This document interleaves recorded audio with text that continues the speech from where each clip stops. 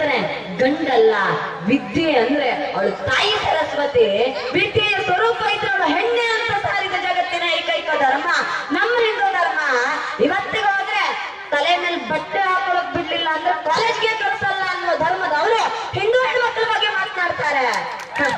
ಒಂದು ಬಟ್ಟೆ ತುಂಡಿಗೆ ಹೆಣ್ಣು ಮಕ್ಕಳ ಶಿಕ್ಷಣ ಕಿತ್ತುಕೊಳ್ಳುವ ತುಂಬಾ ಹಿಂದುಳಿದಿರ್ತಕ್ಕಂಥ ಧರ್ಮದವರು ಶಿಕ್ಷಣ ಅಂದ್ರೆ ವಿದ್ಯೆ ಅಂದ್ರೆ ತಾಯಿ ಸರಸ್ವತಿ ಅವಳು ಹೆಣ್ಣಷ್ಟೇ ಅನ್ನೋದನ್ನ ಸಾರಿದ ಹಿಂದೂಗಳ ಬಗ್ಗೆ ಮಾತನಾಡುವ ಯಾವ ನೈತಿಕತೆ ಉಳಿಸ್ಕೊಂಡಿದ್ದಾರೆ ಇವರು.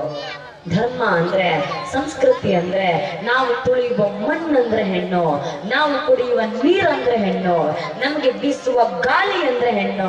ಈ ಜಗತ್ತಿನ ಪ್ರತಿ ಕಣಕಣದಲ್ಲೂ ಹೆಣ್ಣನ್ನ ಕಾಣುವ, ಹೆಣ್ಣನ್ನೇ ಆರಾಧಿಸುವ ಧರ್ಮ ಒಂದಿದ್ರೆ ಅದು ಹಿಂದೂ ಧರ್ಮ ಮಾತ್ರ.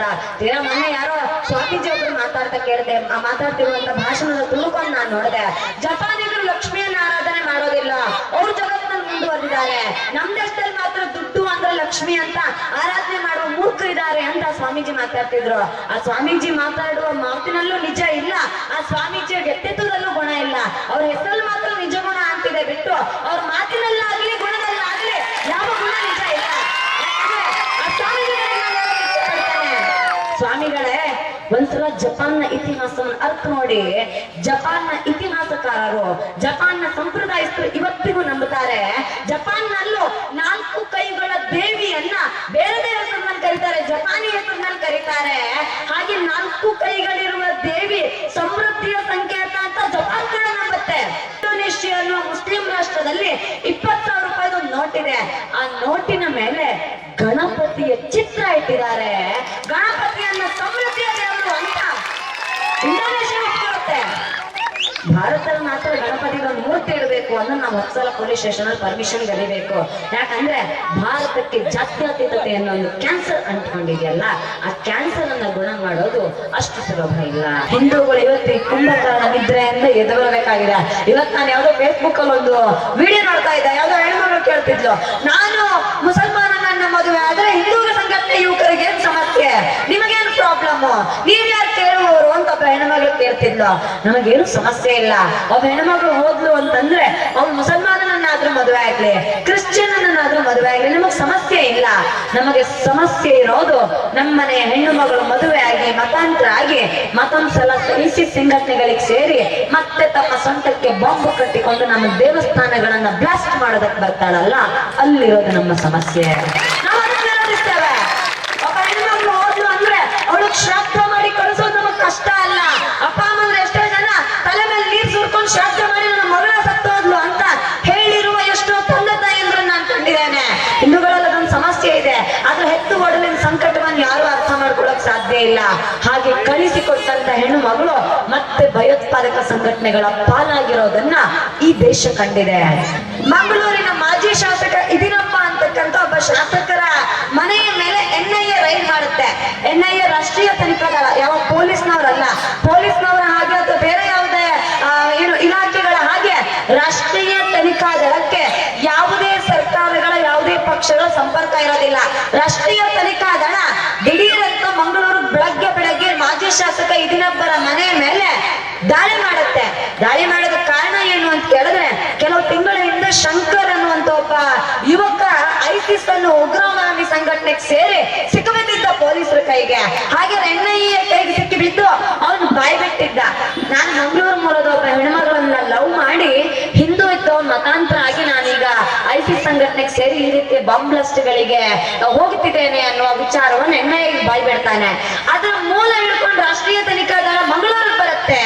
ಹಾಗೆ ಬಂದಾಗ ಮರಿಯಮ್ಮ ಅನ್ನೋ ಒಬ್ಬ ಹೆಣ್ಣು ಮಗಳನ್ನ ಅರೆಸ್ಟ್ ಮಾಡುತ್ತೆ. ಇದಿನಬ್ಬರ ಸೊಸೆ, ಇದಿನಬ್ಬರ ಮಗನ ಸೊಸೆ, ಇದಿನಬ್ಬರ ಮೊಮ್ಮಗ ಮೊಹಮ್ಮದ್ ರಜಾಕ್ ಅಂತಲೂ ಏನೋ ಆತನ ಹೆಸರು, ಮೊಹಮ್ಮದ್ ರೆಹಮಾನ್ ಅಂತ.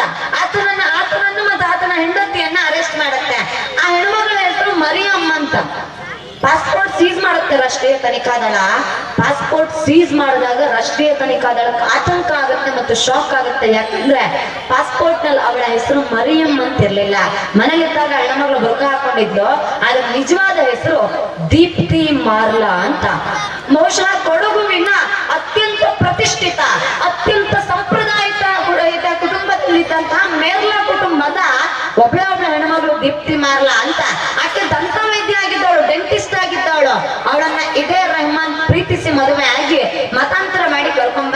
ಶಾಸಕರ ಮನೆಗೆ ಹಾಗೆ ಸಸಿಯಾಗಿ ಬಂದವಳು ಕ್ರಾನಿಕಲ್ ಫೌಂಡೇಶನ್ ಅಂತ ಒಂದು ಸಂಸ್ಥೆಯ ಹೆಸರಿನಲ್ಲಿ ಫೇಸ್ಬುಕ್ ಪೇಜ್ ಅನ್ನ ಓಪನ್ ಮಾಡಿ ಸುಮಾರು 10 ಮಂದಿ ಹಿಂದೂ ಯುವಕರನ್ನ ಹನಿ ಟ್ರ್ಯಾಪ್ ಮಾಡಿ ಮತಾಂತರ ಮಾಡಿ ಐಸಿಸ್ ಅನ್ನೋ ಉಗ್ರಗಾಮಿ ಸಂಘಟನೆ ಕಳಿಸ್ಕೊಡ್ತಾಳೆ.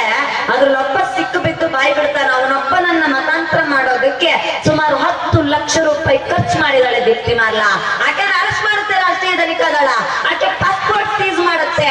ದೀಪ್ತಿ ಮರ್ಲಾ ಅಲಿಯಾಸ್ ಮರಿಯಂ ಅನ್ನುವ ಹೆಣ್ಣು ಮಗಳು ಐಸಿಸ್ ನ ಮಾಸ್ಟರ್ ಮೈಂಡ್ ಆಗಿದ್ಲು ಅಂತ ರಾಷ್ಟ್ರೀಯ ತನಿಖಾ ದಳ ಕೋರ್ಟ್ಗೆ ಚಾರ್ಜ್ ಶೀಟ್ ಸಲ್ಲಿಸುತ್ತೆ.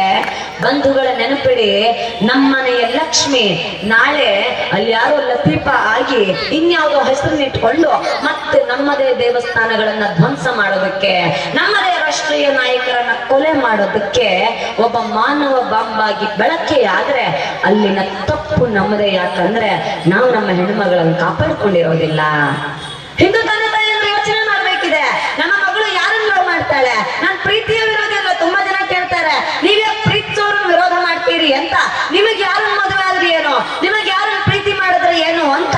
ನಾವು ಜಗತ್ತಿನಲ್ಲಿ ಯಾವತ್ತೂ ಹಿಂದೂಗಳು ಪ್ರೀತಿಯನ್ನು ವಿರೋಧ ಮಾಡಿದವರೇ ಅಲ್ಲ. ಜಗತ್ತಿಗೆ ಮೊಟ್ಟ ಮೊದಲ ಪ್ರೇಮದ ಸಂದೇಶ ಸಾರಿದ್ದೆ ಹಿಂದೂ ಧರ್ಮ. ಬಹುಶಃ ರಾಧಾಕೃಷ್ಣರ ಪ್ರೀತಿಯನ್ನ, ಸೀತಾರಾಮರ ಪ್ರೀತಿಯನ್ನ ಇಡೀ ಜಗತ್ತಿಗೆ ಸಾರಿದ್ದು ಏಕೈಕ ಹಿಂದೂ ಧರ್ಮ.